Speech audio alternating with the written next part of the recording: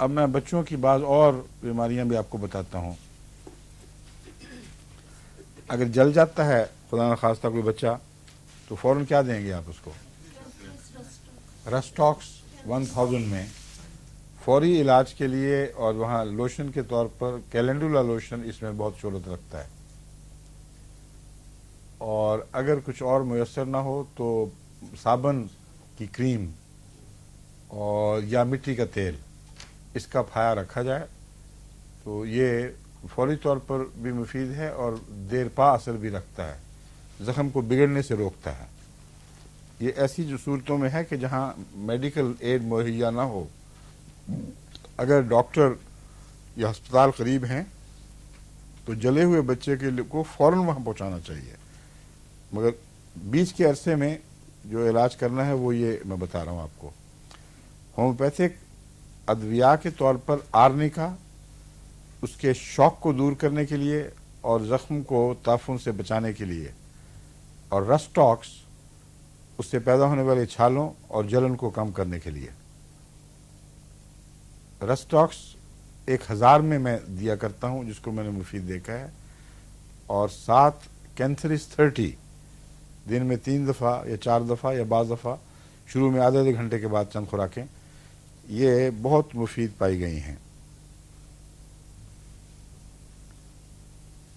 جو بچے موٹے ہوں ان کے لیے عموماً ان کی اکثر بیماریوں میں جو کانسٹیٹیوشنل دوا ان کے کام آتی ہے وہ 2 دوائیں خصوصیت سے شہرت رکھتی ہیں، ایک گریفائٹس اور ایک کیلکیریا کاب. ان کا کانسٹیٹیوشنل علاج کیا جائے اگر بہت موٹے بچوں کا تو جوانی سے پہلے ان کی کانسٹیٹیوشن ٹھیک ہو جاتی ہے، ورنہ پھر ایک دفعہ جب بڑھ جائیں تو پھر بڑا مشکل ہوتا ہے ان کو قابو کرنا. یہ رفتہ رفتہ بڑھانا مفید ہے. گریفائٹس اور کیلکیریا کاب کو بھی رائزنگ پوٹینسی میں دینا چاہیے. رائزنگ پوٹینسی کی اصطلاح میں آپ کو سمجھا چکا ہوں. شروع میں 200 کی چند خوراکیں دیں، یا 30 سے شروع کریں تو چند خوراکیں 30، پھر 200، پھر 1000، پھر 10,000، پھر 50 ہو تو صحیح، ورنہ پھر 1,00,000. اور ایک اور چیز بچوں میں عموماً ملتی ہے، اسکول یا ہسپتال چھوڑے جانے سے خوف زدہ ہو جاتے ہیں. شروع میں جب اسکول جاتے ہیں تو گھبراتے ہیں بہت سخت، بعضوں کی چیخیں نکل جاتی ہیں، بعضوں کے ماؤں کو باقاعدہ ڈیوٹی دینی پڑتی ہے. اس میں فاسفورس جب کام کرے تو جادو کی طرح کام کرتی ہے. 200 طاقت میں ایک خوراک بچے کو کھلا دیں، سارا خوف دور ہو جائے گا، وہ آرام سے کھیلنے لگ جائے گا. اور ایکونائٹ بھی استعمال ہو سکتی ہے. ایکونائٹ کے علاوہ اوپیم اور کارسینوسین کو بھی بچوں کے خوف دور کرنے میں کافی کافی طاقت حاصل ہے.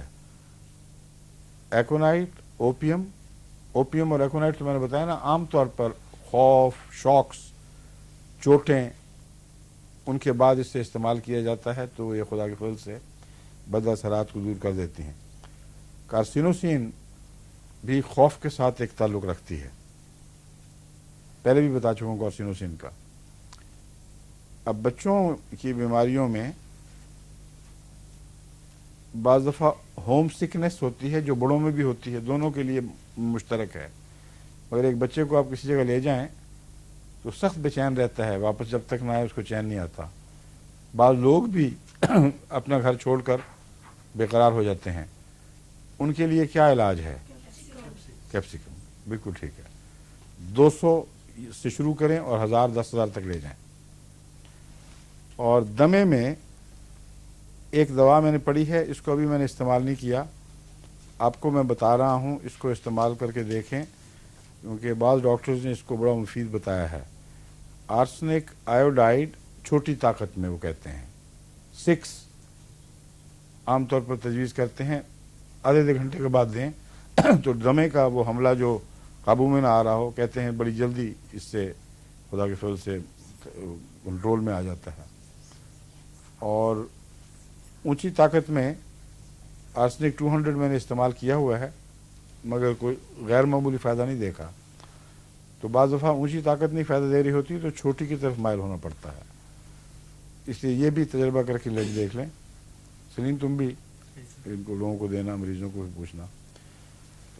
गलों के बुखार और गलों की पुरानी ख़राबियाँ ये बहुत मिलती हैं बच्चों में, और उनके नतीजे में बहुत ज़्यादा बच्चे भी तकलीफ़ उठाते हैं, माँ बाप भी तकलीफ़ उठाते हैं, और एंटीबायोटिक्स की वजह से मुस्तकिल उनको जिगर वगैरह की बीमारियाँ लग जाती हैं। और जितने बच्चे मेरे इल्म में आए हैं उनमें से खुदा के फल से एक को भी एंटीबायोटिक की ज़रूरत नहीं पड़ी। क्यों जी अरफा, ठीक है ना? मैंने खुद दिया ना उनको, बहुत सारे बच्चों को, तो उनको पूरा साल ही कोई बुखार नहीं हुआ। हाँ, क्या देती हो तुम? ये मैं देती हूँ सल्फर पायरोजिनम ठीक है। और कलकेरिया फ्लोर और काली में और फेरमफॉस और सिलिशिया और सिलिशिया 6x। हाँ, पायरोजिनम और सल्फर 200 में ये लॉजिस्टिक सपोर्ट के तौर पर और फौरी तौर पर बुखार उतारने में भी बहुत असर रखती है ये गले पर। फैज़ा लुकमान का क्या हाल है? बेहतर है। उसको जरूरत पड़ी थी पैराजिनम और सल्फर की कि नहीं? पैराजिनम नहीं थी रात को। अच्छा, वो नीचे से भी नहीं मिल रही थी। तुम्हारे उसमें डब्बे में है जो मैंने तुम्हें बना के दिया हुआ है। सल्फर उसमें वो निकाली हुई है उन्होंने, पहले के ही रख दी। निकाल के कहीं फेंक दी। तो उसमें ये नहीं थी। मैं आपको बता रहा हूँ, अब सुने गले के लिए नुस्खा। अब वक्त ख़त्म हो रहा है या हो चुका है, फ़ौरन इसको याद कर लें। गले को कंट्रोल करना हमेशा एक ही किस्म की टक्साली की दवाओं से मुमकिन नहीं हुआ करता।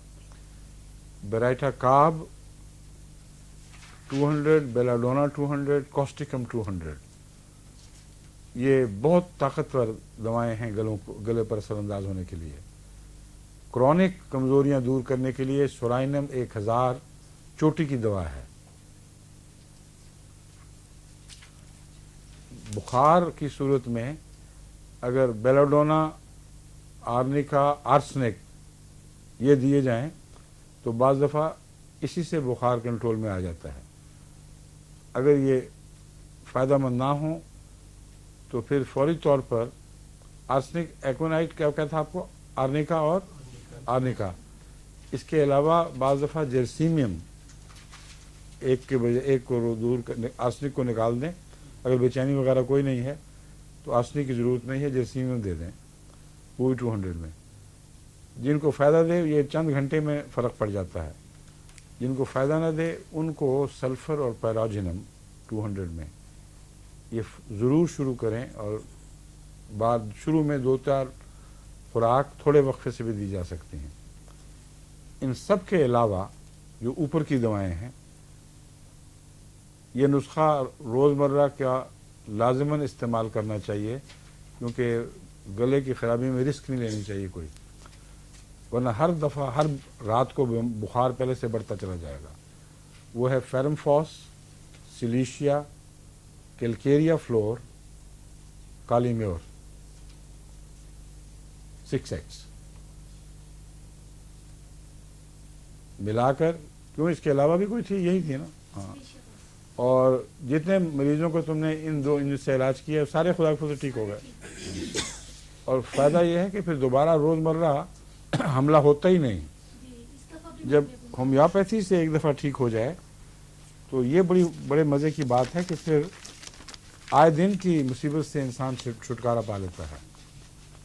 बहुत लंबा वक्फा पड़ जाता है या साल के होता ही नहीं, फिर जब दोबारा हो यही दवाएं दें फिर ठीक हो जाएगा खुदा के फजल से। और फास्फोरस 30 भी याद रखना, ज़िद्दी गले जब हों और ख़राब हों और बुखार ना टूट रहे हों तो फास्फोरस 30 भी बाद मरीज़ों में चोटी का असर रखती है। चलें जी, अब अस्सलाम वालेकुम और खुदा हाफिज़। अब अगले साल, अगले हफ्ते